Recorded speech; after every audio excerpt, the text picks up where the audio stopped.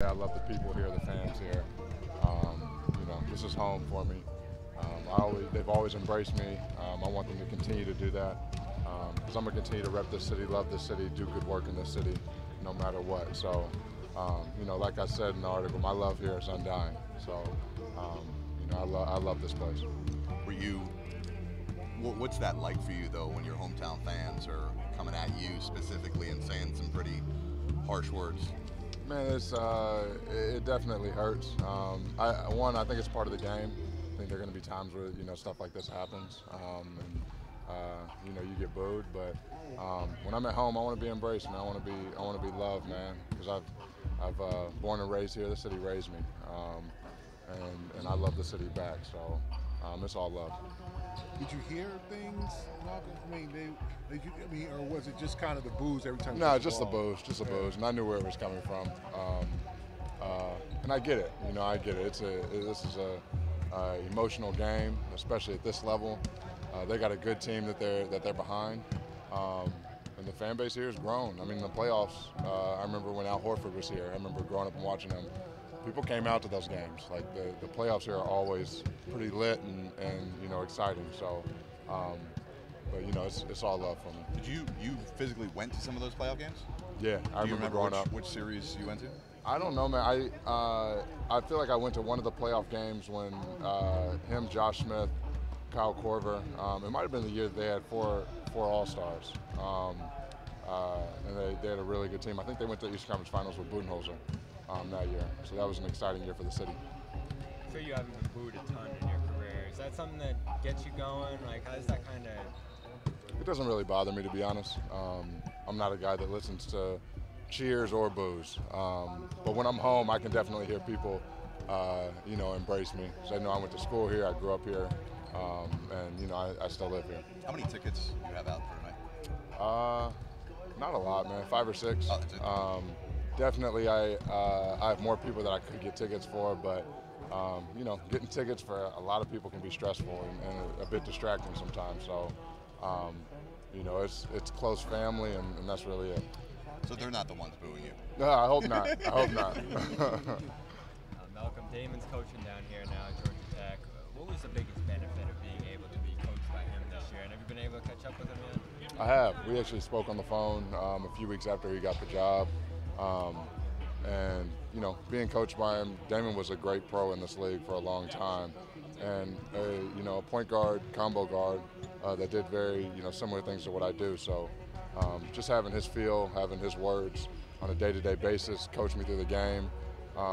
He's a player's coach. He understood what it took to play in this league and to thrive in this league. So I really enjoyed being coached by him. What's the value of having a coach who played in the league?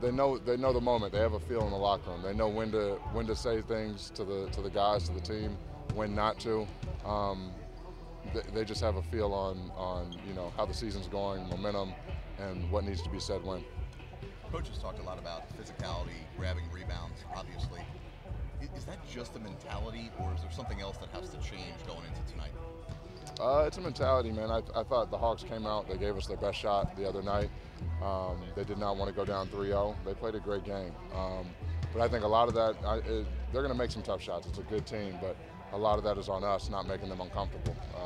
Their two guards in the backcourt were very comfortable the other night, and they hadn't been the previous times that we played them this season. So we're going to climb into those guys and be more physical with them and make them more uncomfortable. When Jayson says something like, game 3 is on me, and just does the leader thing and puts that on him, how much of those moments have you seen this year, him being that guy in those moments? Well, he is that guy. When things are going great, he's the guy that's highlighted because he's playing great and he's leading us.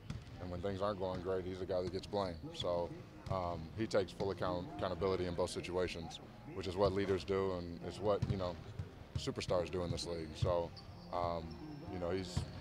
he's being who he is. Having not been in this team last year, how much conversation was there at all about finding what they maybe did wrong and little things that are going to fix the last play? Yeah, that's been the common conversation. Cleaning up, getting better at the thing, and a lot I think was lack of experience. So I think some of it's going to take care of itself. Part of the reason they brought me in is to provide some more maturity, experience, and poise. But this team overall has that already, and I think that experience last year really helped us mature. I think we've had a better season this year, and I think we're in a great spot. I really do. You know, we dropped our last game, but we're a team that's been resilient all season, and we never allow our downs to carry on too long. Being that, obviously you want to win, but being that you have a couple guys who are banged up, knowing that Philadelphia is sitting at home for as long as it takes you guys to get this done, is there a certain extra urgency to get this taken care of tonight and then in Game 5 back at home? You know, it's not. It's a lot less about Philadelphia, I think, more so than building the good habits and making sure that we are playing the way we want to play going into that series, no matter how many games it takes. Of course, you want to play shorter games to make sure you have the rest, and you know Philly's not that much more rested.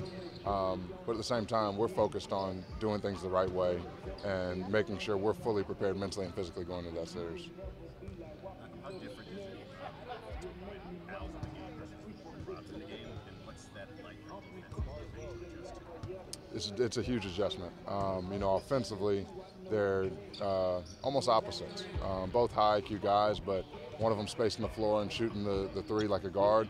The other one is one of the best lob catchers and offensive rebounders in the NBA. So teams definitely have to switch up their coverage, and I think it gives us a huge advantage that they play such different games and both give us different strengths. Thanks, Thank you, appreciate it.